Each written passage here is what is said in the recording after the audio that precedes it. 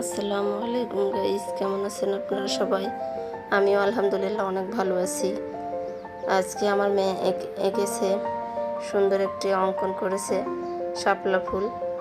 দেখতে অনেক সুন্দর হয়েছে। সকাল ঘুমের থেকে উঠে সকালবেলায় কাজটা করেছে, আমি তো অবাক। জীবনে প্রথমবার এঁকেছে, অনেক সুন্দর হয়েছে। ভাবলাম আপনাদের দেখাই, দেখার পর বলবেন অবশ্যই যে আমার এই মেয়েটা যে অঙ্কনটা করেছে কতটা সুন্দর হয়েছে। এই প্রথমবার এঁকেছে, রং করেছে নিজে থেকে। আমি জানি না কোথা থেকে শিখছে এটা, আমি তো ওকে কখনোই শেখাইনি। অবশ্যই জানাবেন কেমন হয়েছে।